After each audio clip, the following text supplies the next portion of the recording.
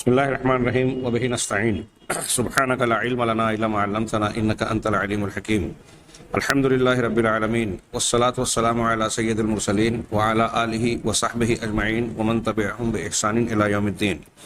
أعوذ بالله من الشيطان الرجيم. بسم الله الرحمن الرحيم. آمن الرسول بما أنزل إليه من ربه والمؤمنون كل آمن بالله وملائكته وكتبه ورسله لا نفرق بين أحد من رسله وقالوا سمعنا وأطعنا غفرانك ربنا وإليك المصير. سامعین کرام، پچھلے درس میں جناب محمد رسول اللہ صلی اللہ علیہ وسلم کے اخلاق اور سیرت پر گفتگو کرتے ہوئے ہم نے آخر میں یہ تذکرہ کیا کہ نبی کریم صلی اللہ علیہ وسلم حلم اور بردباری میں بھی سب سے اعلیٰ مقام پر فائز تھے. غصہ، جوش غضب اور اس کے نتائج پر سب سے زیادہ قابو اور اختیار رکھنے کا عملی مظاہرہ آپ کی حیات طیبہ میں ہم کو نظر آتا ہے. اتنا ہی نہیں، نبی کریم صلی اللہ علیہ وسلم نے امت کو بھی اسی کی تعلیم دی کہ حلم اور بردباری کو اختیار کیا جائے، جیسا کہ آپ نے عبدالقیس کے وفد عبدالقیس کے سردار اشج کی تعریف کرتے ہوئے کہا کہ تمہارے اندر دو خصلتیں ایسی ہیں جو اللہ کو پسند ہیں. اس میں سے ایک حلم اور ایک سنجیدگی کو کہا. اسی طرح آپ نے فرمایا کہ لوگوں میں شدید طاقتور غالب وہ نہیں ہے جو لوگوں پر غلبہ اور قابو پا لے. شدید وہ ہے، پہلوان اور طاقتور وہ ہے جو اپنے نفس پر غلبہ پائے. یہ وہ الفاظ ہیں جو صحیح مسلم میں ترجمے کے ساتھ ہے. صحیح مسلم کی حدیث کا ترجمہ ہے، اور بخاری اور مسلم میں بھی اس معنی کی حدیث لیس الشدید بالسرعہ جو پچھلے درس میں بیان کی جا چکی ہے. نبی کریم صلی اللہ علیہ وسلم نے جہاں غصے پر قابو کا عملی نمونہ پیش کیا، آپ نے اپنی ذات کے لیے کسی سے انتقام نہیں لیا، وہاں آپ نے لوگوں کو بھی یہ بیان کیا جیسا کہ اللہ تبارک و تعالیٰ کا ارشاد ہے کہ مومنین کی صفات میں سے وہ ہے کہ غصہ پی جانے والے ہوتے ہیں اور لوگوں کو معاف کرنے والے ہوتے ہیں. آپ نے غصے کے علاج بھی بیان کیے. حضرت سلیمان ابن سرد رضی اللہ تعالیٰ عنہ کی روایت ہے جو بخاری مسلم میں ہے. وہ کہتے ہیں کہ دو اشخاص نے، دو مردوں نے، دو آدمیوں نے اللہ کے نبی صلی اللہ علیہ وسلم کے پاس ہی جھگڑا کر لیا. ایک دوسرے کو برا بھلا کہنے لگے. ہم لوگ وہاں بیٹھے ہوئے تھے. ان میں سے ایک پورے جوش و غضب کے ساتھ، غیظ و غضب کے ساتھ اپنے ساتھی کو گالی دے رہا تھا، یعنی برا بھلا کہہ رہا تھا. قد احمر وجہہ، ایسی صورت حال تھی کہ اس کا چہرہ لال ہو گیا، سرخ ہو گیا. مارے جوش کے اور غضب کے، غصے کے مارے اس کا چہرہ لال ہو گیا، سرخ ہو گیا. نبی صلی اللہ علیہ وسلم نے یہ کیفیت دیکھی تو ارشاد فرمایا انی لاعلم کلمۃ لو قالها لذهب عنه ما یجد. میں ایک ایسا کلمہ جانتا ہوں کہ اگر یہ آدمی اس غصے کی حالت میں، انتہائی شدید غصے کی حالت میں اگر یہ آدمی اس کلمے کو کہے گا تو اپنے اس کیفیت کو دور کر دے گا. یعنی جو یہ پا رہا ہے، محسوس کر رہا ہے، یعنی غصے کی جو کیفیت ہے، اس سے یہ دور ہو جائے گی، اس کا علاج ہو جائے گا. آپ نے فرمایا وہ کلمہ کیا ہے؟ اعوذ باللہ من الشیطان الرجیم. میں اللہ کی پناہ طلب کرتا ہوں، پناہ میں آتا ہوں شیطان رجیم کے شر سے، شیطان رجیم سے بچاؤ چاہتا ہوں اللہ سے. صحابہ نے اس آدمی سے کہا الا تسمع ما یقول النبی صلی اللہ علیہ وسلم، کیا نبی صلی اللہ علیہ وسلم کی بات تم نہیں سن رہے ہو؟ تب اس شخص نے، غصے میں بھرا ہوا شخص کہتا ہے انی لست بمجنون، میں پاگل نہیں ہوں. یہ بخاری اور مسلم کی حدیث ہے. یہ آپ نے ایک علاج بتایا. اور خود نبی کریم صلی اللہ علیہ وسلم کو اللہ تعالیٰ نے خطاب کر کے آپ کو اور آپ کی امت کو کہا ادفع باللتی ہی احسن، کہ اس طریقے سے لوگوں کا دفاع کرو. کوئی اگر آپ کے ساتھ برا برتاؤ کر رہا ہے، بدسلوکی کر رہا ہے، تو تم وہ رویہ اختیار کرو جو زیادہ بہتر اور اچھا ہے. اگر ایسا کرو گے، ایک آدمی غصے سے آپ کے ساتھ برتاؤ کر رہا ہے، جہالت و نادانی کا رویہ اختیار کر رہا ہے، اور آپ حلم اور بردباری کے ساتھ اس کو جواب دے رہے ہیں. غصے کا جواب غصے سے نہیں، اینٹ کا جواب پتھر سے نہیں، بلکہ اینٹ کا جواب اینٹ سے بھی نہیں. اینٹ کا جواب آپ پانی سے دیں اگر، تو اللہ تعالیٰ نے کہا فَإِذَا الَّذِي بَيْنَكَ وَبَيْنَهُ عَدَاوَةٌ كَأَنَّهُ وَلِيٌّ حَمِيمٌ. تو وہ شخص جس کے تمہارے اور اس کے درمیان دشمنی ہے، تمہارے اس برتاؤ اور رویے کے نتیجے میں گویا ایسے ہو جائیں گے جیسے جگری دوست ہیں، ایک دوسرے کے لیے انتہائی محبت رکھنے والے دوست بن جائیں گے. ہاں یہ سورہ فصلت کی مشہور آیت ہے. اسی طرح نبی کریم صلی اللہ علیہ وسلم کا ایک فرمان ہے جسے امام بخاری نے تعلیقاً ذکر کیا ہے کہ غصے کے وقت صبر کرنا اور برے برتاؤ کے وقت معاف کر دینا، ہاں یہ ایسی چیز ہے کہ جب اسے لوگ کریں گے تو اللہ تبارک و عصمہم اللہ انہیں محفوظ رکھے گا، بچا لے گا، اور ان کے لیے ان کا دشمن ان کا تابع بن جائے گا جیسے کہ وہ گہرا دوست ہو. یہ دو صفتیں ایسی ہیں، دشمن کو دوست بنانے والی اور اللہ تبارک و تعالیٰ کی جانب سے رحمت نازل کرنے والی ہے کہ اللہ تبارک و تعالیٰ ان کو محفوظ رکھے گا غلطیوں سے یا کسی ایسی حرکت سے جس کے پاداش میں وہ لوگوں کے سامنے یا اللہ تبارک و تعالیٰ کے سامنے مجرم بنے. ہاں اسی طرح نبی کریم صلی اللہ علیہ وسلم نے غصے کا ایک علاج اور بھی بتایا.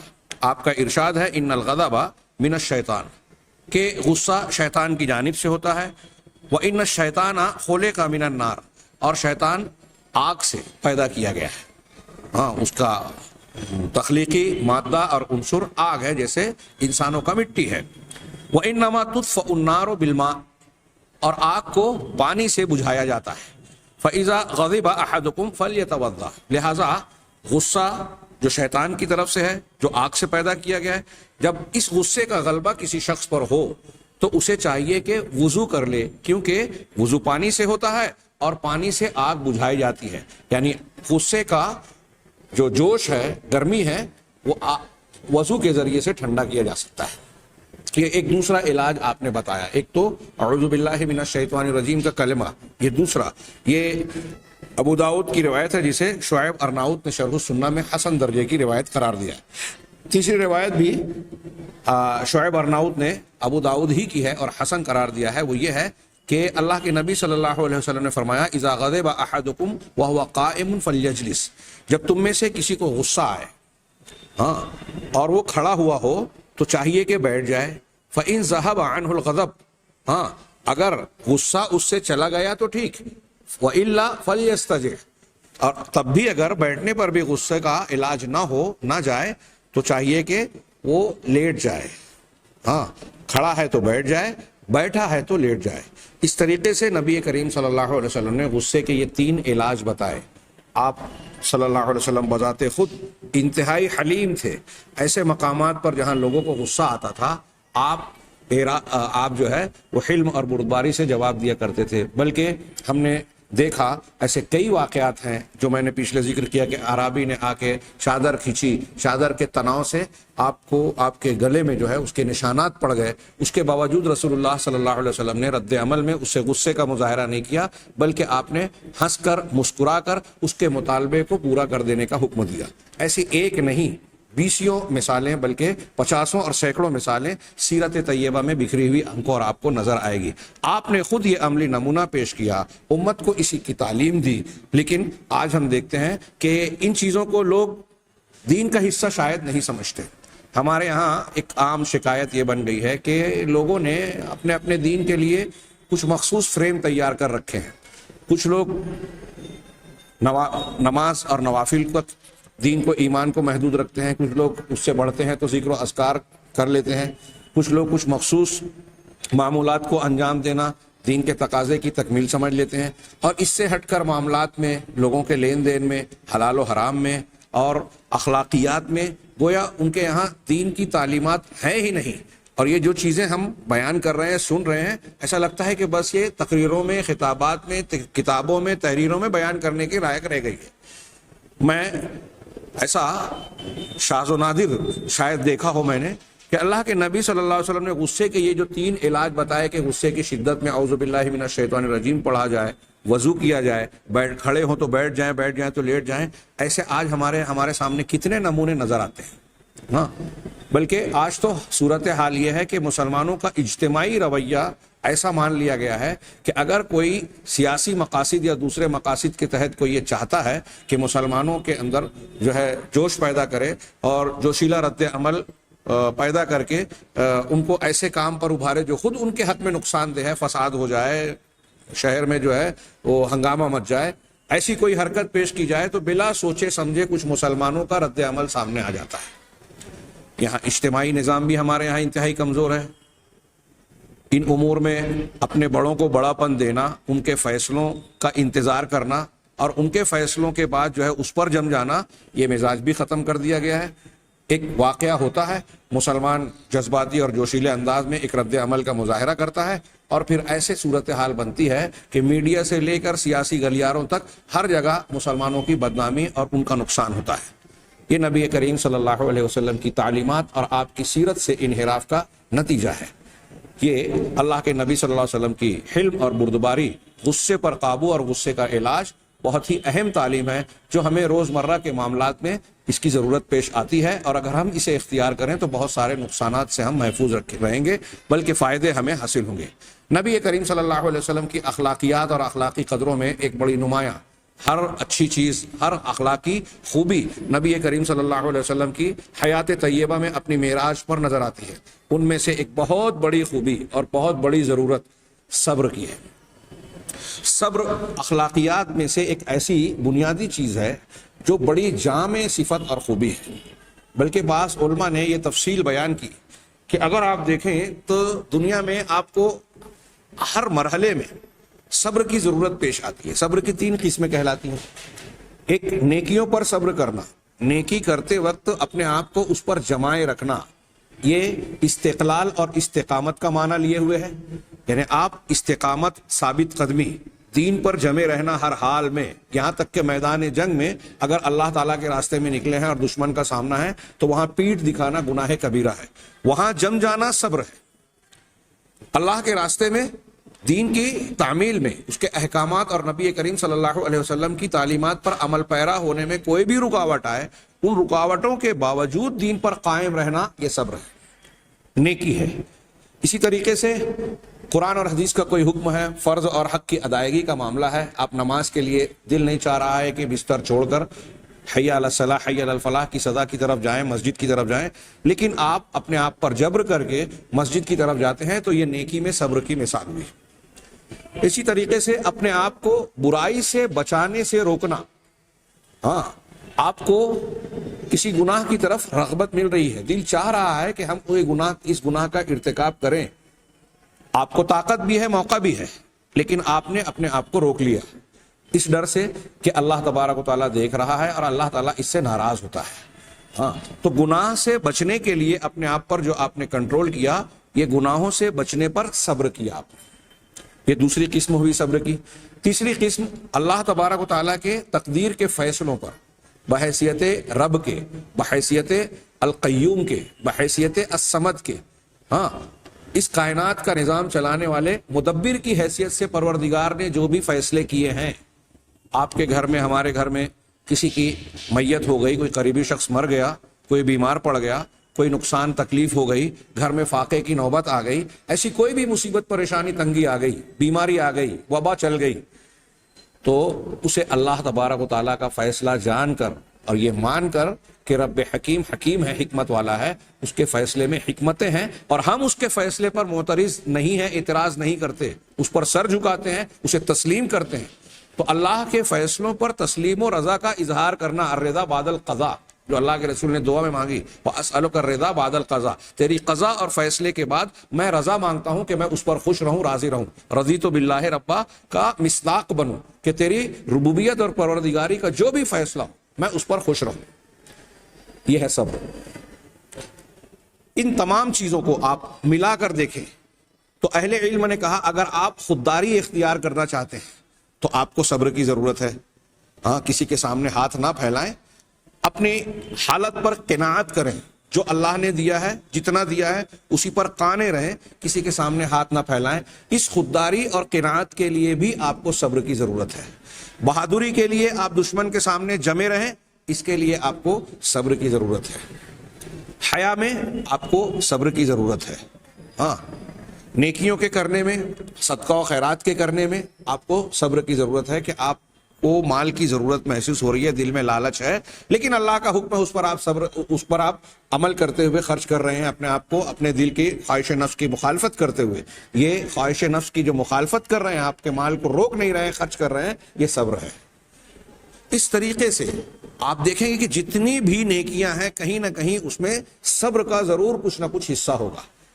اسی لیے حضرت علی رضی اللہ تعالی عنہ کہتے تھے کہ صبر کا تعلق ایمان سے ایسے ہی ہے جیسے سر کا تعلق دھڑ سے ہے، جسم سے ہے۔ بغیر سر کے دھڑ کا کوئی معنی نہیں، کوئی حیثیت نہیں، ایسے ہی بغیر صبر کے ایمان نہیں بچتا۔ حضرت عمر فاروق رضی اللہ تعالیٰ عنہ کہتے ہیں وجدنا خیر عیشنا بالصبر، ہم نے اپنی زندگی کی بہار اور خوشگواری صبر کے ذریعے سے حاصل کی۔ اگر صبر نہ ہو تو انسان کی زندگی بے کیف ہو جائے گی، اور ایسے ہی لوگ صبر نہیں ہوتا ہے جنہیں بے صبری ہوتی ہے، وہ خودکشی کا اقدام کر لیتے ہیں، اپنا ہی نقصان۔ جو خودکشی کرتا ہے اس کے اندر صبر کی کمی ہے، جو بزدلی اختیار کرتا ہے اس کے اندر صبر نہیں ہے، جو اللہ تبارک و تعالیٰ پر بھروسہ نہیں کرتا اس کا مطلب ہے کہ اس کے اندر صبر نہیں ہے کہ اللہ کے فیصلے پر کو قبول کرتے ہوئے اس کا انتظار کرے کہ اللہ تعالیٰ ہمارے لیے ہمارے حق میں فیصلہ کرے گا۔ تو ایمانی جو خصوصیات ہیں اس کی جڑ میں اس کے یہاں کہیں نہ کہیں آپ صبر کی کار فرمائی ضرور پائیں گے۔ اسی لیے اللہ تبارک و تعالیٰ نے اپنے نبی جناب محمد رسول اللہ صلی اللہ علیہ وسلم کو حکم دیا وَاصْبِرْ، آپ صبر کیجئے، وَمَا صَبْرُكَ إِلَّا بِاللَّهِ، اور آپ کا جو بھی صبر ہے، صبر جو آپ کرتے ہیں وہ اللہ تبارک و تعالیٰ کی توفیق سے ہی ہوتا ہے۔ آپ کا بھی جو یہ اعلیٰ ترین اخلاق ہے یہ اللہ کی توفیق سے تھا۔ وَلَا تَحْزَنْ عَلَيْهِمْ، اور ان کی جو صورتحال ہے اس پر آپ غمزدہ نہ ہوں۔ مکہ کی زندگی میں آپ کے لیے بڑے مسائل تھے، دعوت دینے کے باوجود وہ سرکشی پر، ہٹ دھرمی پر آمادہ تھے۔ آج بھی ہمارے یہاں ہم کو افسوس ہوتا ہے بعض مرتبہ کچھ چیزیں ایسی حیرت انگیز لگتی ہے کہ برائیاں واضح ہیں، اچھائیاں واضح ہیں، اس کے باوجود ہمیں آس پاس کے کچھ لوگ نظر آتے ہیں کہ غلط لوگوں کے ساتھ نظر آ رہے ہیں۔ سن کر ہمیں دکھ ہوتا ہے کہ ارے یہ جانتے ہیں کہ فلاں بے ایمان ہے، ظالم ہے، جماعت میں خیانت کرتے ہیں، پھر بھی ان کے ساتھ لگے ہوئے ہیں۔ یہاں بھی صبر کی ضرورت ہے۔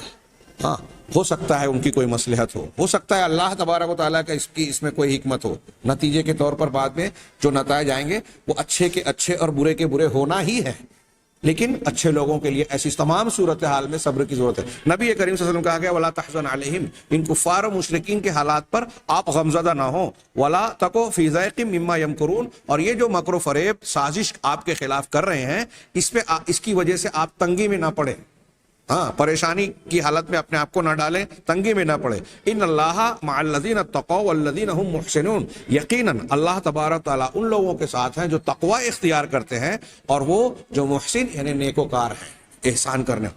اگر آپ صبر پر قائم ہیں، تقوی اختیار کیے ہوئے ہیں، تو اللہ تعالیٰ کی معیت اور ساتھ آپ کو حاصل ہوگا۔ اب زندگی کے نشیب و فراز، آزمائش، کچھ مشقتیں آپ کو دکھائی دے رہی ہیں تو یہ وقتی اور عارضی ہیں، نتیجہ تو صبر اور تقوی کرنے والوں کے، تقوی اختیار کرنے والوں کے حق میں ہی ہونا ہے۔ نبی کریم صلی اللہ علیہ وسلم کو قرآن کی اس آیت میں اور قرآن کی کئی آیتوں میں صبر کرنے کی تلقین کی گئی، چنانچہ اللہ تعالیٰ کے اس حکم کے مطابق آپ صبر کرنے والوں میں سب سے اعلیٰ مقام پر فائز نظر آتے ہیں۔ جیسا صبر آپ کی حیات طیبہ میں آپ اور ہم دیکھتے ہیں، دنیا کے کسی انسان میں صبر کی وہ بلندی نظر نہیں آئے گی، کیونکہ آپ کا خلق قرآن تھا۔ اللہ تعالیٰ نے جو حکم دیا وہ آپ کی سیرت میں سب سے نمایاں طور پر، چونکہ اللہ تعالیٰ نے آپ کو ساری انسانیت اور انسانوں کے لیے نمونہ بنایا، اسوہ بنایا۔ لقد کان لکم فی رسول اللہ اسوۃ حسنہ، تو آپ ہر اعتبار سے اسوہ تھے۔ صبر میں بھی آپ سب سے اعلیٰ مقام اور سب سے بڑی اونچی چوٹی پر فائز نظر آتے ہیں۔ دنیا میں کوئی انسان، حتیٰ کہ انبیاء کرام میں بھی علیہم الصلوۃ والسلام میں بھی کوئی آپ کے مقام کا نظر نہیں آئے گا۔ ایک روایت اس کی تائید میں ہم دیکھیں، اللہ کے رسول صلی اللہ علیہ وسلم سے آپ کی چہیتی زوجہ مطہرہ ام المومنین حضرت عائشہ صدیقہ رضی اللہ تعالی عنہا نے سوال کیا۔ ہاں، یہ روایت جو ہے بخاری مسلم میں ہے کہ کیا حل اتا علیک یوم کان اشد من یوم احد، آپ سے پوچھا کہ کیا آپ کے اوپر احد والے دن سے بھی زیادہ سخت کوئی دن آیا اللہ کے رسول؟ نبی کریم صلی اللہ علیہ وسلم سے سوال کیا جا رہا ہے کہ احد میں جب پیچھے سے گھاٹی پر سے خالد بن ولید کے دستے نے حملہ کیا، صحابہ کرام کی اکثریت جو ہے دشمنوں کے تعاقب میں اور مال غنیمت کے سمیٹنے میں جڑ گئی، نبی کریم صلی اللہ علیہ وسلم صرف 9 صحابہ کے ساتھ پیچھے رہ گئے، تو پیچھے سے جو حملہ ہوا گھاٹی کے بھی 50 میں سے 40 صحابہ نے مقام چھوڑ دیا تھا، تو پیچھے سے جو حملہ ہوا نبی کریم صلی اللہ علیہ وسلم دشمنوں کے گرد گر گئے، مشرکین کے گرد، ہاں، اور آپ کو اس وقت کئی چوٹیں آئی، خود کی کڑیاں آپ کے رخسار مبارک میں دھنس گئی، چہرہ خون آلود ہو گیا، دندان مبارک شہید ہوئے، آپ ایک گڑھے میں گرے جس سے آپ کے گھٹنے جو ہیں زخمی ہو گئے۔ نبی کریم صلی اللہ علیہ وسلم کو بڑی اذیت پہنچی، تکلیف ہوئی۔ ام المومنین حضرت عائشہ نے سوال کیا کہ اس دن سے بھی زیادہ کوئی تکلیف دے اور زیادہ سخت دن آپ پر کوئی آیا؟ تو آپ نے جواب دیا لقد لقیت من قومک وکان اشد ما لقیت منہم یوم العقبہ، کہ ہاں میں نے تمہاری قوم سے بڑی شدت اور تکلیف کا معاملہ جھیلا ہے، سامنا کیا ہے، اور وہ سب سے زیادہ سخت معاملہ جس کا مجھے سامنا ہوا وہ عقبہ کے دن، گھاٹی کے دن۔ اللہ کے نبی صلی اللہ علیہ وسلم مکہ والوں سے کسی قدر مایوس ہو کر بڑی محنت کرتے ہوئے مکی دور میں اخیر میں آپ مکہ سے طائف تشریف لے گئے۔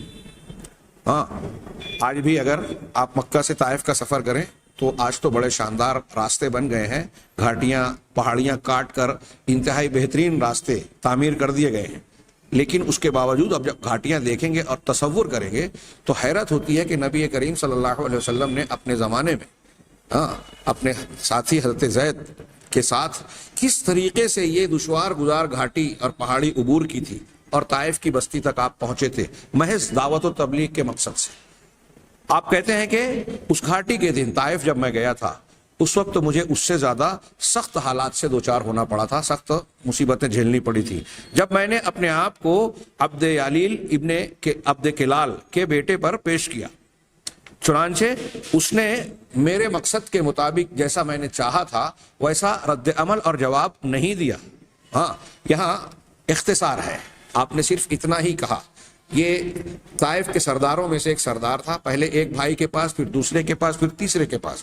نبی کریم صلی اللہ علیہ وسلم کی سیرت کی کتابوں میں مزید تفصیل ملے گی اور ثابت شدہ روایات میں کہ آپ نے ان کو پوچھا، اور جب آپ نے ان کے سامنے دعوت پیش کی تو ان لوگوں نے نہ صرف یہ کہ قبول نہیں کیا بلکہ آپ پر طنز و تعریض بھی کی کہ کیا یہ طائف اور مکہ کی دو بستیوں میں کوئی بڑی شخصیت اللہ کو وہ نہیں ملی نبوت کے لیے؟ اس قسم کی من القریتین عظیم والی قرآن کی جو آیت ہے، کہتے ہیں وہ اسی مقام کی تھی یا کسی اور موقع کی رہی ہو؟ تو کچھ نے یہ کہا۔ اللہ کے رسول صلی اللہ علیہ وسلم نے یہاں تک ان سے مطالبہ کیا کہ اگر آپ میری دعوت کو قبول نہیں کرتے تو کم سے کم خاموشی اختیار کیجئے، مخالفت نہ کریں۔ لیکن وہ اس پر قانے نہیں ہوئے، اس پر بس نہیں کیا۔ نہ صرف یہ کہ نبی کریم صلی اللہ علیہ وسلم کی دعوت کو قبول نہیں کیا بلکہ آپ کا مذاق اڑایا، آپ پر طنز کیا، طنز و تعریض فرمائی، طنز و تعریض کی، اور اتنا ہی نہیں بلکہ طائف کے بدماشوں اوباشوں بچوں کو آپ کے پیچھے لگا دیا، جو آپ کو طائف کی گلیوں کوچوں میں گزرتے ہوئے پتھروں سے نشانہ بنا رہے تھے۔ سوچئے تھوڑی دیر کے لیے، رحمت للعالمین سید المرسلین جو لوگوں کی ہدایت کے لیے گئے، لوگوں کو سیدھا راستہ بتانا چاہ رہے ہیں، ان سے دنیا کی کوئی لالچ نہیں رکھتے، کوئی معاوضہ نہیں مانگ رہے ہیں، سرداری نہیں طلب کر رہے ہیں، دولت نہیں مانگ رہے ہیں، ان کو اللہ کا راستہ، سچا راستہ، ہدایت کا راستہ بتانے گئے۔ آپ کو نہ صرف یہ کہ آپ کی بات کو قبول نہیں کیا گیا، یہ خود ایک ظلم تھا، پھر مخالفت کی گئی، مذاق اڑایا گیا، یہ مزید ظلم، پھر آپ کو جسمانی اعتبار سے اذیتیں پہنچائی گئی، پتھروں سے آپ کو مارا گیا، سنسار کیا گیا۔ بعض لوگ کہتے ہیں کہ ایسا بھی ہوا کہ آپ راستے سے گزر رہے، دونوں طرف لوگ کھڑے ہوئے اور آپ کو پتھروں سے مار رہے ہیں۔ ہم اچھی طرح جانتے ہیں کہ روایتوں میں ہے کہ آپ کا خون بہہ کر آپ کی جوتیوں میں آ گیا۔ نبی کریم صلی اللہ علیہ وسلم اسی حالت میں طائف سے نکلتے ہیں کہ فانطلقت وانا مہموم علی وجہی فلم استفق الا وانا بقرن الثعالب۔ اللہ کے رسول صلی اللہ علیہ وسلم اسی غم و اندوہ کی حالت میں واپس لوٹا، اور میں پوری طریقے سے ٹھیک نہیں ہوا، یہاں تک کہ میں قرن الثعالب، طائف اور مکہ کے درمیان ایک پہاڑی کا نام ہے، میں وہاں پہنچا۔ فرفعت راسی، تب میں نے اپنے سر کو اٹھایا، فاذا انا بسحابۃ قد اظلتنی، تو میں نے دیکھا کہ اچانک میرے اوپر ایک بدلی ہے، ایک بادل کا ٹکڑا ہے جس نے مجھ پر سایہ کیا ہوا ہے، سایہ فگن ہے۔ فنظرت، میں نے دیکھا، فاذا فیہا جبریل، تو اس میں حضرت جبرائیل علیہ الصلوۃ والسلام تھے۔ تب حضرت جبرائیل نے کہا ان اللہ قد سمع قول قومک لک، اللہ تبارک و تعالیٰ نے آپ سے آپ کی قوم کی بات کو اور جواب کو سن لیا، آپ کو دیکھا کہ آپ کے ساتھ کیا سلوک ہوا۔ وما ردوا علیک، اور جو آپ کے ساتھ رویہ اختیار کیا، جو رد عمل کا مظاہرہ کیا، جواب دیا، وہ بھی اللہ نے سنا اور دیکھا۔ وقد بعث الیک ملک الجبال لتأمر بما شئت فیہم، اور اللہ تعالیٰ نے آپ کے پاس پہاڑوں کے فرشتے کو بھیجا ہے تاکہ ان لوگوں کے بارے میں آپ جو چاہیں فیصلہ کریں. آپ جو کہیں گے ہاں وہ فیصلہ کریں گے. تب ملک الجبال جو ہے وہ اللہ کے رسول صلی اللہ علیہ وسلم پر سلام کرتے ہیں اور کہتے ہیں یا محمد ان اللہ قد سمع قول قومک لک. اے محمد صلی اللہ علیہ وسلم، اللہ تعالیٰ نے آپ کی قوم کا آپ کے ساتھ رویہ اور ان کا جواب یا قول سن لیا. وَأَنَا مَلَكُ الْجِبَالِ، اور میں پہاڑوں کا فرشتہ ہوں. وَقَدْ بَعَثَنِي رَبُّكَ إِلَيْكَ لِتَأْمُرَنِي بِأَمْرِكَ، اور اللہ نے تمہارے پروردگار نے مجھے آپ کے پاس بھیجا ہے تاکہ آپ اپنا حکم مجھے سنائیں کہ مجھے کیا کرنا ہے. إِن شِئْتَ أَنْ أُطَبِّقَ عَلَيْهِمُ الْأَخْشَبَيْنِ، اگر آپ چاہیں تو یہ اخشبین یعنی مکہ کی دو پہاڑیاں، ان کے درمیان ان کو میں کچل دوں، پیس دوں.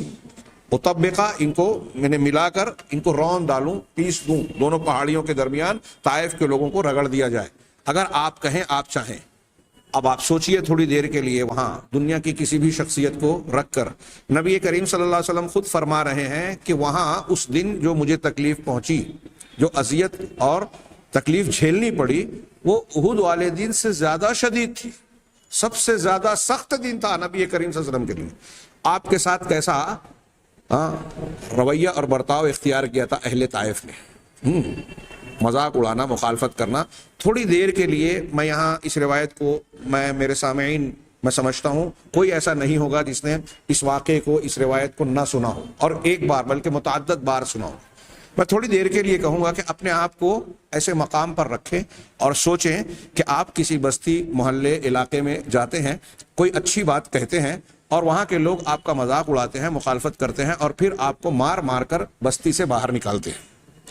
تب آپ کے دل میں کیسے جذبات ہوں گے ان بستی والوں کے تعلق سے، کتنا غصہ ہوگا. ہاں، اور اگر آپ کو قوت، طاقت حاصل ہو جائے تو آپ کا رد عمل ان کے بارے میں کیا ہوگا. آج ہمارے یہاں انفرادی شخصیت پر کوئی کسی کو دکھ تکلیف پہنچا دے تو کہتا ہے کہ زندگی بھر میں اس سے بات نہیں کروں گا، اس کے یہاں شادی بیاہ میں شرکت نہیں کروں گا، اور یہاں تک کہ مر جائے تو جنازے میں شریک نہیں ہوتے. اور ایسا کوئی غلط معاملہ نہیں سمجھا جاتا. آج ہمارے یہاں نوجوانوں میں جو کلچر فروغ پا رہا ہے، ہمارے یہاں قتل ہو رہے ہیں، شہروں میں قتل کی شرح بڑھتی جا رہی ہے، قیامت کی نشانی میں اضافہ ہو رہا ہے. کیوں؟ انتقامی جذبہ، اینٹ کا جواب پتھر سے دینے سے کاروائی. فلمی کلچر، فلموں میں بتایا جاتا ہے کہ ایک شخص کسی پر ظلم کر رہا ہے اور فلم کا جو ہیرو ہے وہ پلٹ کر انتقامی کاروائی کرتا ہے تو اسے کیفر کردار تک پہنچاتا ہے. ہاں، جوابی کاروائی کے طور پر وہ قاتل کو بھی بری طریقے سے قتل کرتا ہے، اس کے متعلقین کو قتل کرتا ہے. ہمارے یہاں لوگوں کے سامنے گویا نمونہ یہ بن گیا کہ اگر ہم نے اپنے اوپر ہونے والے ظلم کا بدلہ نہیں لیا، اینٹ کا جواب پتھر سے نہیں دیا، تو یہ ہمارے لیے کمزوری کی، بزدلی کی، بے عزتی کی بات ہے. نوجوان اسی فکر میں ہے اور اسی نفسیات کی بنیاد پر نوجوان ایسے لوگوں کے دھوکوں اور فریب سے متاثر ہوتا ہے جو مسلمان نوجوانوں کو بہکانا چاہتے ہیں. کہہ رہے ہمارے ساتھ اتنا ظلم ہو رہا ہے تو اس کا انتقام لینا چاہیے، پلٹ کاروائی کرنی چاہیے. اب وہ کاروائی اسلامی طور طریقے اور اصول و آداب کے موافق ہو یا مخالف، اسے اسلام کا نام دے دیا جاتا ہے. پوری دنیا کے تحریکی لوگ مسلمانوں کی اسی نفسیات کا، نوجوانوں کی اسی نفسیات کا استحصال کر رہے ہیں. یہ نبی کریم صلی اللہ علیہ وسلم کا حلم، بردباری، صبر، کہاں کس مقام پر صبر کرنا ہے، کہاں انتقام لینا ہے، کہاں کس درجے کی کاروائی کرنا ہے، اس کو دیکھنا ہے تو سیرت طیبہ کا مطالعہ کریں. آپ سے غلطی نہیں ہوگی. ہمارے وہ نوجوان دھوکہ کھا کر جو جیلوں میں بے قصور ہوتے ہوئے سڑ رہے ہیں، وہ محفوظ رہتے اگر سیرت طیبہ کا سبق اپنے زندگی میں نافذ کرتے. بہرحال نبی کریم صلی اللہ علیہ وسلم کو اس وقت سوال کیا جا رہا ہے، رب کی طرف سے فرشتہ بھیجا گیا اور سوال ہو رہا ہے کہ یہ جو اہل طائف نے آپ کے ساتھ بدسلوکی کی ہے، نازیبا حرکت کی ہے، مذاق اڑایا ہے، زخمی کیا ہے، آپ کو لہو لہان کیا ہے، اگر آپ چاہیں تو حکم دیں تو دو پہاڑیوں کے درمیان ان کو پیس کر رکھ دیا جائے. تب نبی کریم صلی اللہ علیہ وسلم کی جگہ اپنے آپ کو رکھیں کہ ہمارا، آپ کا اور لوگوں کا کیا جواب ہوتا. ہمارے نوجوان سوچیں. اور یہ نوجوان جو انتقامی جذبہ لیتے ہیں، چھوٹی چھوٹی باتوں پر قتل تک کی کاروائیاں کر رہے ہیں، وہ سوچیں کہ کیا یہ ان کا بڑا پن ہے کہ آپ کو تکلیف دینے والے یا کسی چھوٹے موٹے جھگڑے کے جواب میں آپ نے سامنے والے کو اس حد تک تکلیف پہنچا دی کہ اس کو دنیائی سے روانہ کر دیا، ایسے اقدامات کیے. یہ زیادہ بڑا پن ہے عقل مندی ہے, بہادری ہے, یا یہ جو نبی کریم صلی اللہ علیہ وسلم کے کردار میں ہمیں نظر آتی ہے کہ طاقت اور قوت ہے. اگر آپ صرف یہ کہتے ملک الجبال سے کہ ہاں ان بستی والوں کو پیس کر رکھ دیا جائے, ختم کر دیا جائے, تو ایک بھی شخص وہاں زندہ نہ بچتا, اللہ تعالیٰ کے حکم کے مطابق ہوتا. اور یہ کوئی غلط بات بھی نہیں ہوتی, خود اللہ تعالیٰ آپ کو اختیار دے رہا ہے, آپ کے پاس فرشتوں کو بھیجا ہے. لیکن آپ کی رحمت, آپ کے صبر کی انتہا دیکھیے کہ آپ اس اتنی شدید تکلیف کو, شدید مشقت کو جھیلنے کے بعد صبر کا انتہا اور اس کے باوجود حلم اور بردباری کا, رحمت کا مظاہرہ کر رہے ہیں. آپ کے اس ایک واقعے میں آپ کی کئی صفات کا نمایاں ہونا اور اعلیٰ پیمانے پر ہونا ثابت ہوتا ہے. نبی کریم صلی اللہ علیہ وسلم نے ملک الجبال سے, حضرت جبریل اور فرشتوں, پہاڑوں کے فرشتے سے کہتے ہیں بل ارجو ان یخرج اللہ من اصلابہم من یعبد اللہ وحدہ, نہیں بلکہ مجھے امید ہے کہ اللہ تبارک و تعالیٰ ان کی پیٹھوں سے یعنی ان کی نسل سے ایسی اولاد پیدا کرے گا, ان سے ایسی نسل پیدا کرے گا جو اکیلے اللہ کی عبادت کریں گے, لا یشرک بہ شیئا, اور اللہ کے ساتھ کچھ بھی شرک نہیں کریں گے. ہاں, یہ حدیث متفق علیہ ہے, بخاری اور مسلم کی حدیث. نبی کریم صلی اللہ علیہ وسلم کے صبر کی کتنی اعلیٰ اور کتنی بلند مثال ہے. کوئی ایسی نظیر تاریخ اسلام بلکہ تاریخ انسانیت میں پیش نہیں کر سکتا. اسی طریقے سے حضرت عبداللہ ابن مسعود رضی اللہ تعالیٰ عنہ کی اس روایت کو بھی دیکھیں جو بخاری مسلم میں ہی ہے کہ نبی کریم صلی اللہ علیہ وسلم نے مال غنیمت تقسیم کیا. آپ کے پاس جو مال آیا آپ نے لوگوں میں بانٹا. تو ایک شخص نے کہا کہ ما ارید بہذا وجہ اللہ, یہ جو تقسیم ہے اس کے ذریعے سے اللہ کی وجہ, اللہ تبارک و تعالیٰ کی خوشنودی یا اس کے اجر و ثواب کو نہیں چاہا گیا ہے, اس میں گویا اخلاص نہیں ہے. حضرت ابن مسعود رضی اللہ تعالیٰ عنہ اس آدمی کی بات اللہ کے نبی صلی اللہ علیہ وسلم سے بیان کرتے ہیں کہ ایک شخص نے ایسا کہا, تب آپ کا چہرہ بدل گیا, آپ کے چہرے پر تبدیلی آ گئی, اور آپ نے اس وقت کہا کہ یرحم اللہ موسیٰ, اللہ تعالیٰ موسیٰ پر رحم فرمائے, قد اوذی بما ہوا اشد من ھذا فصبر, کہ حضرت موسیٰ علیہ السلام کو اس سے بھی زیادہ سخت بات سے تکلیف دی گئی, ایذا دی گئی, لیکن انہوں نے صبر کیا. اس میں آپ کی گویا تواضع, انکساری, کسر نفسی بھی ہے کہ حضرت موسیٰ علیہ السلام کو اپنے سے اونچا قرار دے رہے ہیں. یہ آپ کا تواضع ہے, انکساری ہے. اور پھر آپ نے یہ تذکرہ کیا کہ انہوں نے صبر کیا لہذا میں بھی صبر کر رہا ہوں. مجھ پر یہ الزام لگایا گیا. ایک اور ایسا ہی موقع تھا, ایک منافق نے اللہ کے رسول صلی اللہ علیہ وسلم سے کہا کہ آپ انصاف کیجئے. جب آپ نے تقسیم شروع کی تو کہا آپ انصاف کیجئے. اللہ کے رسول نے کہا کہ اگر میں انصاف نہیں کروں گا تو پھر کون انصاف کرے گا. اس نے کہا, اللہ کے رسول صلی اللہ علیہ وسلم, عمر نے اس کے بارے میں کہا بھی کہ آپ اجازت دیجئے میں اس کی گردن اڑا دوں, یہ منافق ہے. کہا نہیں, میں یہ نہیں چاہتا کہ لوگ یہ کہیں کہ محمد اپنے ساتھیوں کو قتل کرتے ہیں. اس میں دیکھیے سب حکمت, طریقہ, سیاست, کس طریقے سے آپ معاملات کو نپٹا رہے ہیں, انتہائی ذہانت کے ساتھ, مختلف علمی حکمت کے پہلوؤں کو ملحوظ رکھتے ہوئے, سماجی, معاشرتی, قومی اعتبار سے, اجتماعی اعتبار سے. آپ نے حضرت عمر فاروق کو منع کیا اور یہ بھی بتایا کہ اس کے نسل سے ایسی ایسی قوم نکلے گی. خارجیت کی کہتے ہیں کہ وہی بیج تھا, اس شخص کے نسل سے خارجی پیدا ہوئے. اللہ کے نبی صلی اللہ علیہ وسلم نے ایسے کئی مقامات پر ایسے بڑی مثالیں ہیں کہ آپ نے حلم, بردباری اور صبر کا اظہار فرمایا.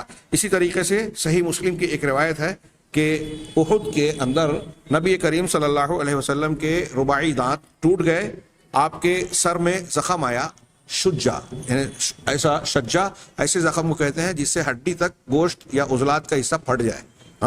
آپ کو زخم آیا, چنانچہ آپ خون آپ کا بہنے لگا اور پھر کڑیاں بھی آپ کی خود کی گھس گئی تھی. اللہ کے نبی صلی اللہ علیہ وسلم یہ کہنے لگے کیف یفلح قوم شجوا نبیہم وکسروا رباعیتہ وہو یدعوہم الی اللہ, کہ وہ قوم کیسے فلاح پائے گی جنہوں نے اپنے نبی صلی اللہ علیہ وسلم کو, اپنے نبی کو زخمی کر دیا, کہ چہرے کو زخمی کیا, خون آلود کر دیا اور ان کے رباعی دانتوں کو جو ہے توڑ دیا, جبکہ وہ اللہ تعالیٰ کی طرف ان کو دعوت دے رہے ہیں. اس میں دیکھیے کہ اللہ کے نبی صلی اللہ علیہ وسلم نے گویا ایک سوال اٹھایا, اور نبی کی اس طرح کی بات میں بد دعا کا پہلو بھی ہو سکتا تھا اور ہے. ہاں گویا اس موقع پر بھی جو آپ نے سخت سے سخت بات کہی وہ یہ کہ کیسے یہ فلاح پا سکتے ہیں اپنے نبی کو جنہوں نے ایسا کیا. اسی موقع پر قرآن کی یہ آیت نازل ہو گئی لیسا لک من الامر شیء, معاملے میں آپ کا اختیار نہیں ہے. یہ توحید کی دلیل, یعنی آپ یہ نہیں کہہ سکتے کہ کون فلاح پائے گا کون فلاح نہیں پائے گا. اور پھر بعد میں ہوا بھی کہ نبی کریم صلی اللہ علیہ وسلم کے مقابل جو لوگ تھے, حضرت خالد بن ولید اس میں تھے, حضرت اکرمہ اس میں تھے, حضرت ابو سفیان رضی اللہ عنہ, یہ بعد میں سچے پکے مسلمان بنے. گویا نبی کریم صلی اللہ علیہ وسلم کو معلوم نہیں تھا کہ یہ بعد میں ایمان لانے والے ہیں. علم غیب کی نفی ہو گئی اور آپ کو کہا جا رہا ہے کہ آپ کا اس معاملے میں اختیار نہیں ہے, توفیق دینا نہیں دینا, توبہ کی توفیق دینا, قبول کرنا نہ کرنا, یہ اللہ کا کام ہے. او یتوب اللہ او یتوب علیہم, یہ اللہ کا کام ہے کہ چاہے تو اللہ ان پر تو ان کی توبہ کو قبول کرے اور یعذبہم, یا ان کو عذاب دے. فانہم ظالمون, ظالم تو وہ ہے ہی. ہاں اس واقعے کے اندر بھی نبی کریم صلی اللہ علیہ وسلم کے صبر کا پہلو موجود ہے, اگرچہ آپ کی زبان سے یہ جملے نکلے. حضرت خباب سے روایت ہے, وہ کہتے ہیں کہ رسول اللہ صلی اللہ علیہ وسلم سے ہم نے شکایت کی کہ مکہ میں بڑے لوگ مظالم ڈھا رہے ہیں, ہم پر بڑی شدید صورتحال پیش آ رہی ہے, اب گوارا برداشت نہیں ہو رہا ہے. تو آپ اپنی چادر کو پر ٹیک لگائے ہوئے تکیہ بنا کر کعبہ کے سائے میں دراز تھے. ہم نے کہا الا تدعو اللہ لنا, اللہ کے رسول کیا ہمارے لیے آپ دعا نہیں کریں گے؟ الا تستنصر لنا, کیا ہمارے لیے آپ جو ہے مدد طلب نہیں کریں گے؟ اللہ کے نبی صلی اللہ علیہ وسلم جو لیٹے ہوئے تھے, آپ بیٹھ گئے اس حال میں کہ آپ کا چہرہ بدلا ہوا تھا, سرخ ہو گیا تھا, اور پھر آپ نے ہم سے کہا لقد کان من قبلکم یؤخذ الرجل, کہ تم سے پہلے کے لوگوں کا معاملہ ایسا تھا کہ ایک آدمی کو ایمان لانے کے پاداش میں, یہاں مراد ہے, گرفتار کیا جاتا تھا, پکڑا جاتا تھا, اس کو زمین کھود کر اس میں گاڑ دیا جاتا, ہاں آدھا دھسا دیا جاتا, ثم یجاء بالمنشار, پھر آرا لایا جاتا, فیجعل فوق راسہ, اس کے سر پر جو ہے اس کو رکھا جاتا اور اس کے دو ٹکڑے کر دیا جاتا, دو ٹکڑے کر دیا جاتا, آرے سے کاٹ کر اس کے جسم کے دو الگ الگ بھاگ کر دیے جاتے تھے, ٹکڑے کر دیے جاتے تھے. ہاں لیکن ایسی حرکت بھی اسے ایسے ان لوگوں کو ان کے دین سے نہیں پھیرتی تھی. اسی طریقے سے لوہے کی کنگھیاں ان کے بدن پر پھیری جاتی تھی اس طریقے سے کہ گوشت اور ہڈیاں الگ الگ ہو جاتے تھے, ہاں, اور اس کے پٹھے الگ ہو جاتے تھے جسم کے, گوشت ہڈیاں اور پٹھے ان لوہے کی کنگھیوں سے جو جسم میں اس طرح گھسا کر لائی جاتی کہ ہڈیاں پٹھے اور گوشت الگ الگ ہو جاتے تھے. لیکن یہ چیز بھی ان کو ان کے دین سے نہیں پھیرتی تھی. پھر اس کے بعد ایک طرف تو اللہ کے رسول صلی اللہ علیہ وسلم نے اپنے ان شکایت کرنے والے صحابہ کو پچھلوں کا نمونہ بتا کر صبر کی تلقین کی کہ انہوں نے اتنی بڑی بڑی مصیبتوں کو جھیلا اللہ کے راستے میں اور اف نہ کیا, دین سے نہیں پھرے, استقامت کے ساتھ جمے رہے, یہ صبر کیا انہوں نے. تو تم کو ان کا نمونہ اپنے سامنے رکھنا چاہیے, نمبر ایک. دوسری بات, خوشخبری اور تسلی کا پہلو بیان کرتے ہوئے اللہ کے رسول نے اگلا جملہ فرمایا وَلَا يُتِمَّنَّ اللَّهُ عَلَى هَذَا الْأَمْرِ, اور اللہ تبارک و تعالیٰ اس امر کو یعنی دین کے اس معاملے کو ضرور ضرور پورا کرے گا. حتی یسیر الراکب منکم من صنعاء الی حضرموت, یہاں تک کہ تم میں سے ایک سوار صنعاء سے حضرموت, صنعاء یمن کا شہر, ہاں, صنعاء سے حضرموت تک کا سفر کرے گا. لا یخشی الا اللہ, اسے اللہ کے سوا کسی کا ڈر نہیں ہوگا. وَلَكِنَّكُمْ تَسْتَعْجِلُونَ, لیکن تم لوگ جلد بازی کرتے ہو. یہ بخاری کی روایت ہے. اللہ کے نبی صلی اللہ علیہ وسلم خود صبر کا پہاڑ اور سب سے اعلیٰ مقام پر فائز عملی نمونہ پیش کرتے تھے, اور پھر اپنے صحابہ اور شاگردوں کو بھی اس صبر کی تلقین کیا کرتے تھے. اللہ تبارک و تعالیٰ سے دعا اور اس کے تسلی کا سامان بھی ایک طرف رکھتے تھے, لیکن جو کچھ پیش آ رہا ہے اس پر صبر کی تلقین کیا کرتے تھے. یہ چند مثالیں ہم نے جانی نبی کریم صلی اللہ علیہ وسلم کی حیات طیبہ میں, اس کی آپ کو بھرپور مثالیں ملے گی. آج کے اس درس میں اللہ کے نبی صلی اللہ علیہ وسلم کی ایک اور اخلاقی خوبی پر ہم نگاہ ڈال لیتے ہیں سرسری طور پر. نبی کریم صلی اللہ علیہ وسلم کی رفق اور نرمی. قرآن میں اللہ تعالیٰ نے خود اس بات کیا ہے کہ یہ نبی بڑے رؤوف اور رحیم ہیں. لقد جاءکم رسول من انفسکم عزیز علیہ ما عنتم حریص علیکم بالمؤمنین رؤوف الرحیم. ہاں, اس کا کچھ تذکرہ پچھلے دروس میں بھی ہم کر چکے ہیں, اور کئی مقامات پر ہمیں آپ کے رفق اور نرمی نظر آتی ہے. چنانچہ یہاں کچھ ایک دو مثالیں اور بھی لے لیں. میں سرسری طور سے آپ کے سامنے اختصار کے ساتھ پیش کرتا ہوں کہ ایک دیہاتی شخص آیا, مسجد میں پہنچا اور مسجد میں پیشاب کرنے لگا. لوگوں نے چیخا اور اس کو روکنے کے لیے دوڑے صحابہ کرام, لیکن اللہ کے رسول صلی اللہ علیہ وسلم نے جب دیکھا تو کہا لا تضرموہ داہ, اسے چھوڑ دو, اس کی پیشاب میں رکاوٹ نہ پیدا کرو, پیشاب کرتے کرتے بیچ میں نہ روکو. ہاں آج سائنس والے کہتے ہیں کہ اگر کوئی شخص پیشاب وغیرہ کر رہا ہے اور درمیان میں اچانک روکا گیا ہے تو اس کی صحت کے لیے بھی نقصان دہ ہو سکتا ہے. آپ نے چونکہ وہ نیا انسان تھا, نیا مسلمان ہو کر مدینہ پہنچا تھا اور مسجد نبوی میں اس نے پیشاب کے لیے اپنے بیٹھ گیا, تو اللہ کے رسول صلی اللہ علیہ وسلم نے صحابہ کو روک دیا کہ اسے درمیان سے نہ روکے. چنانچہ صحابہ کرام رک گئے اور اس نے اپنی پیشاب کی ضرورت پوری کی, استنجا کر لیا. پھر رسول اللہ صلی اللہ علیہ وسلم نے اس دیہاتی کو بلایا. اللہ کے نبی صلی اللہ علیہ وسلم نے اس سے کہا ان المساجد لا تصلح لشیء من هذا البول والقدر, مسجدیں جو ہے وہ اس پیشاب اور گندگی کے لیے مناسب نہیں ہے, یعنی یہاں یہ چیز ٹھیک نہیں ہے کہ آپ مسجد میں گندگی کریں, پیشاب کریں. انما ہی لذکر اللہ والصلاۃ وقراءۃ القرآن, یہ مساجد تو اللہ کے ذکر کی جگہ ہے, نماز کا مرکز ہے اور قرآن پڑھنے کی جگہ ہے, قرآن کی تلاوت اور پڑھنے کی جگہ ہے.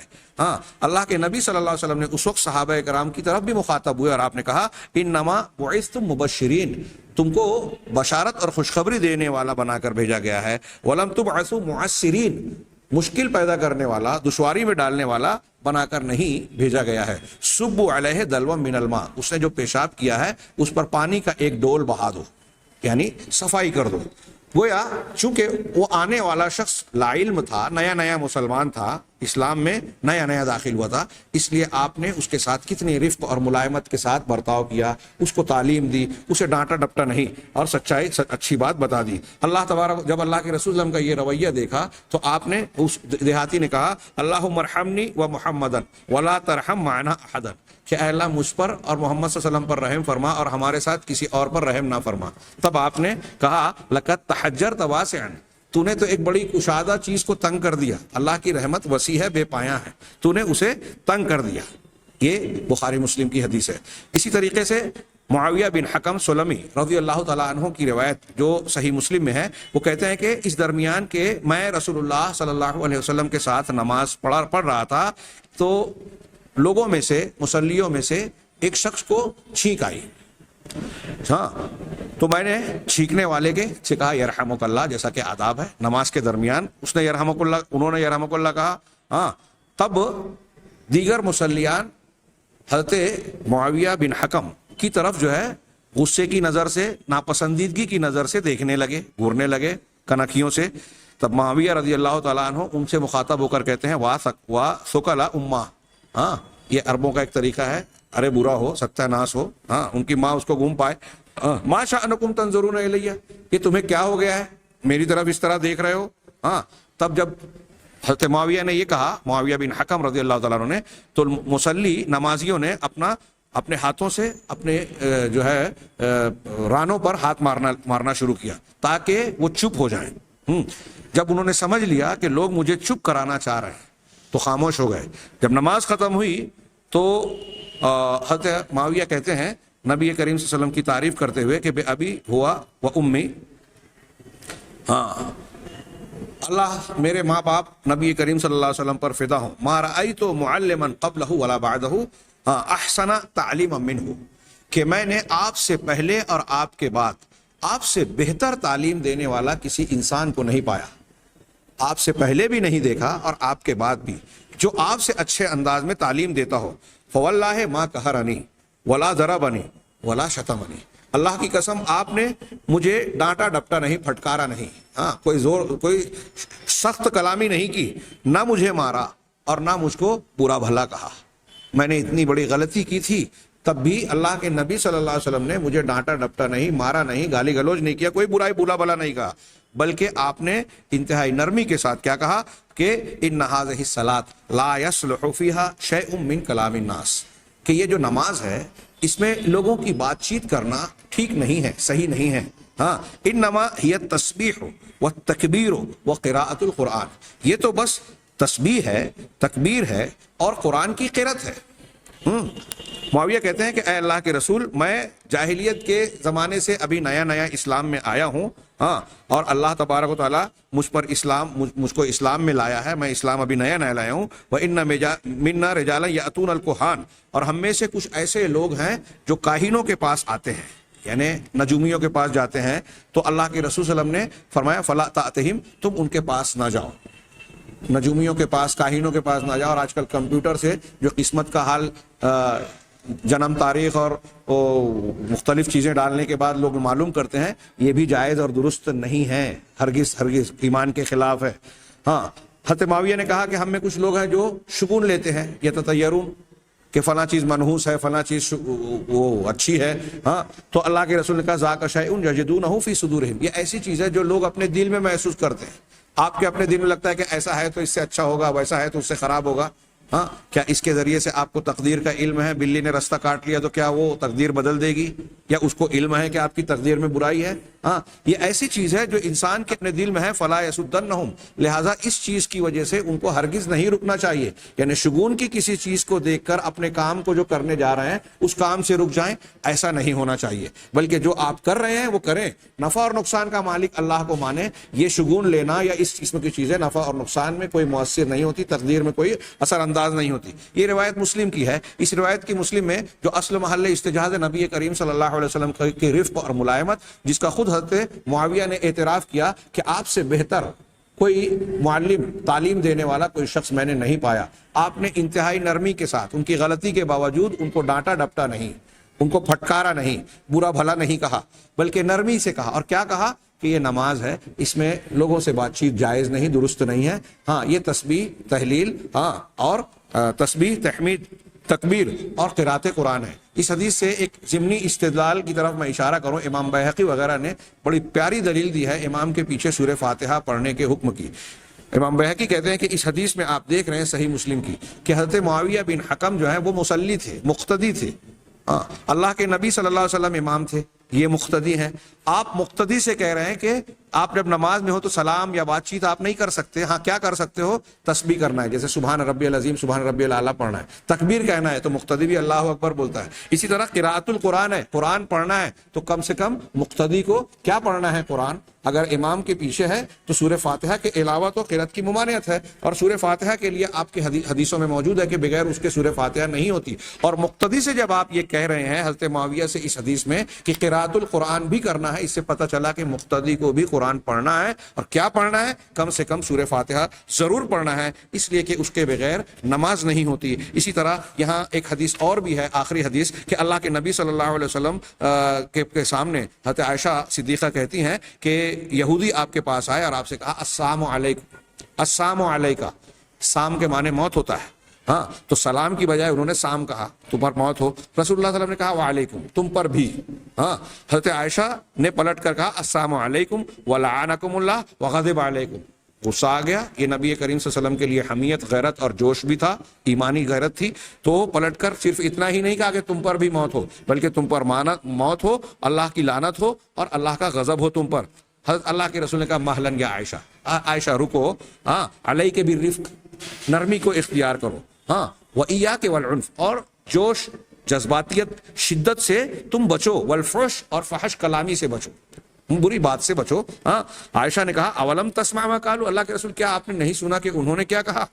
اللہ کے رسول نے کہا اولم تسمعی ما قلت، کیا تم نے نہیں سنا کہ میں نے کیا جواب دیا، میں نے کیا کہا؟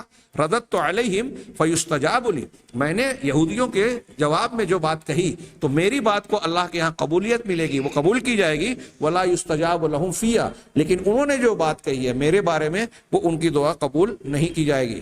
صحیح مسلم کی، بخاری کی یہ روایت ہے، اور مسلم کی ایک روایت میں ہے کہ اللہ کے رسول نے حضرت عائشہ سے کہا کہ لا تکونی فاحشہ، تم فحش بات کرنے والی، فحش والی بات نہ کہو، اس لیے کہ اللہ تبارک و تعالیٰ فحش اور تفحش کو، یعنی برائی کو اور بری بات کہنے کو پسند نہیں کرتا۔ اتنا ہی نہیں، اللہ کے نبی صلی اللہ علیہ وسلم نے مختلف حدیثوں میں اپنی امت کو، صحابہ کرام کو تلقین کی، بار بار تلقین کی کہ ہر معاملے میں آپ نرمی کو ترجیح دیں، نرمی کو اختیار کریں۔ اللہ کے رسول نے یہ بھی فرمایا کہ اگر اللہ تعالیٰ کسی گھر کے لوگوں پر بھلائی چاہتا ہے تو اس کے اندر نرمی ڈال دیتا ہے۔ آج جن گھروں میں غصے گرمی کا غلبہ ہے، غور کریں کہ کیا اللہ تبارک و تعالیٰ کی خیر ہمارے یہاں سے روٹھی ہوئی نہیں ہے۔